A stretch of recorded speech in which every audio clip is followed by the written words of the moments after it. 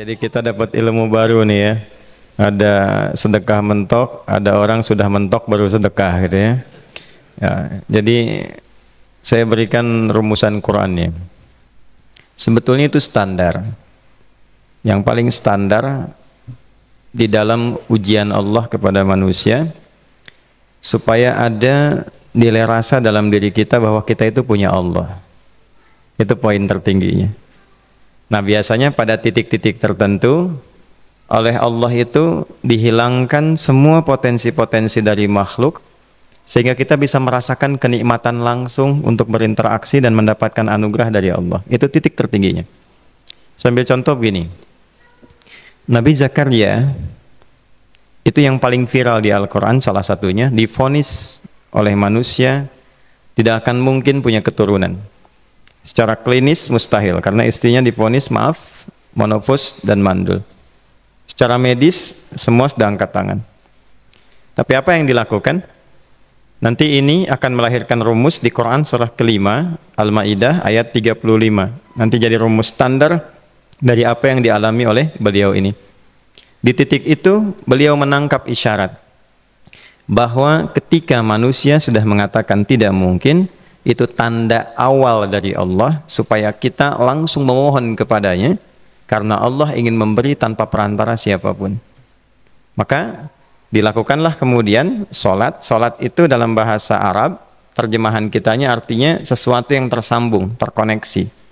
Karena itu saat kita sedang sholat, kita sedang menyambungkan diri kepada Allah. Anta'budallaha ka'annaka tarah. Kata Mas Ihsan tadi, kita menyembah Allah dan kita merasa diawasi, dinilai oleh Allah. Maka dalam sholat itu beliau meminta. Ya, permintaannya viral. Qala rabbi habli min ladunka dzurriyyatan thayyibah innaka sami'ud du'a. Bahasa bebasnya begini, ya Allah, semua memvonis aku tidak akan mungkin punya keturunan. Sekarang aku memohon kepadamu saja yang tidak punya batas dalam pemberian. Nah, sebelum ke sedekah dengan harta, Allah mengajarkan dulu sedekahlah dengan tubuh kita. Karena tidak semua orang boleh jadi memiliki harta, tapi semua orang punya potensi untuk menggerakkan tenaganya untuk meminta. Oleh karena itu diletakkan sebelum harta itu sholat. Kenapa rukun Islam yang kedua sholat, selanjutnya zakat? Karena tidak semua orang bisa mengeluarkan harta. Kalau tidak ada satu pun mentok di harta, maka gunakan tubuh kita untuk menunaikan sholat. Itu rumus Nabi Zakaria. Maka beliau tunaikan di mihrabnya Maryam, minta ke Allah. Rumus kedua, sebut nama Allah, Asmaul Husna, sesuai kebutuhan kita. Jadi nggak harus 99. Misal, ini mau menuntut ilmu, sekolah, sebut ya Allah ya Alim, pemilik ilmu. Ada persoalan rizki yang ingin kita dapatkan, ya Allah ya Razak. Ada proyek, ada kegiatan yang kira-kira tantangannya tidak mudah, ya Allah ya Al-Fattah. Ini beliau minta karena divonis tidak mungkin, maka meminta kepada Allah dengan nama pemberian tanpa batas, namanya Wahhab. Disingkatnya Hab. Rabbi habli, ya Allah yang tak punya batas dalam pemberian.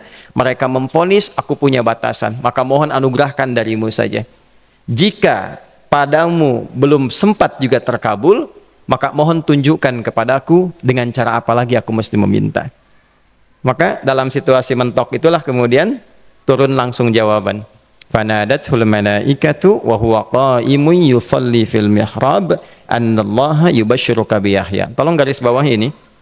Orang-orang yang langsung memiliki kesadaran saat di titik paling krusial, terendah, dan kita merasa tidak punya apa-apa, lalu ada kesadaran kita punya Allah dan meminta, itu seketika nggak ada sekat. Langsung dijawab. Seketika. Nah, karena itu biasanya di momen tertentu setiap kita itu pasti mengalami peristiwa itu, apapun bentuknya. Nah itu kalau sudah sampai ke situ itu kode. Jadi di Islam tuh nggak ada pesimis, ya tidak ada pesimis, dan jangan pernah melarutkan diri pada sebuah vonis sudah ini nggak mungkin, nggak akan dikabulkan. Nah itu jebakan setan. Karena declare pertama iblis ketika melakukan kesalahan itu kalimatnya jelas. Ana khairum minhu khalaqtani min narin wa khalaqtahu ya min tin. Saya lebih hebat, lebih bagus. Allah nggak mungkin nggak mungkin ada ampunan lagi. Jadi diteruskan kesimpulan ini karena nggak mungkin katanya diampuni, ya sudah bermaksiat saja. Karena nggak mungkin dikabul, ya sudah pesimis saja. Padahal di titik itu Allah sedang membuka. Temukan kata itu, temukan hubungan itu, minta itu tanpa sekat. Maka seketika malaikat turun menyampaikan, doamu dijawab.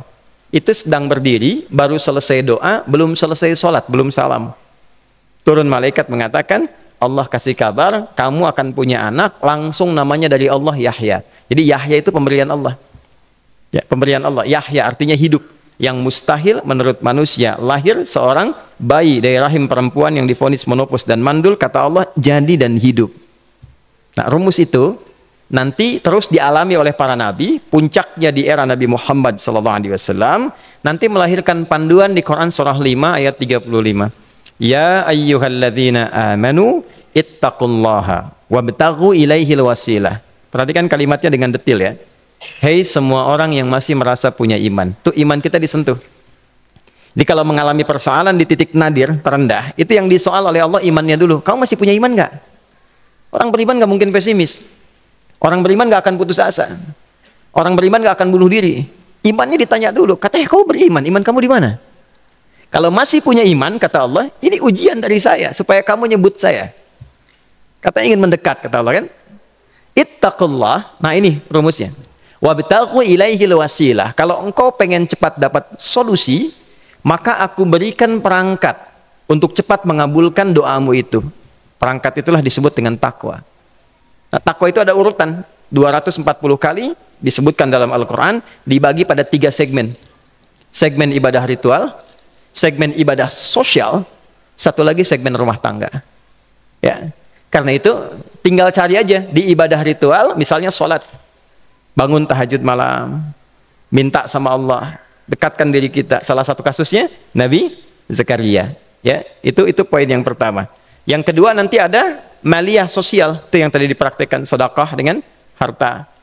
Ya, tidak harus banyak, yang penting Allah minta apa, ikhtiarkan, nggak akan dilihat berapapun nilainya. Yang dilihat itu ada nggak kemampuan mengimplementasikan imannya, itu poinnya. Titik itu, ya. Yang ketiga nanti di keluarga. Urutan pertama orang tua. Kata Ibnu Abbas radhiyallahu taala anhuma, tidak ada satupun aku melihat amalan tertinggi yang menarik perhatian Allah untuk memberikan ampunan pada orang taubat atau mengabulkan doa dengan cepat kecuali berbakti pada orang tua. Dan kisahnya viral sekali di Al-Bukhari, 3 orang terjebak dalam gua, kemudian tertutup batu besar karena berteduh hujan, tapi tertutup batu besar. Lalu ketiganya mendorong, tidak pernah bisa mengeluarkan tenaga yang mampu mengeluarkan mereka dari batu itu. Gak bisa gerak. Satu di antara 3 orang ini mengusulkan, sudah, ini tanda dari Allah. Jangan gunakan kekuatan kita lagi, kita diminta menggunakan kekuatan yang Allah berikan. Coba kita cari amalan rumus takwa tadi. Satu di antara 3 itu mengatakan, ya Allah, saya punya seorang ibu.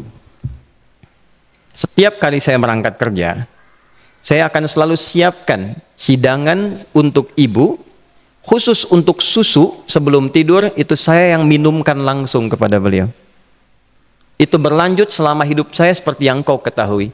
Satu kali, saya pulang dari kantor, dari pekerjaan, ibu saya sudah tertidur. Sementara susu belum diminum. Dan kami putuskan tidak ada yang berani menyentuh susu dan minuman makanan kecuali ibu terlebih dahulu.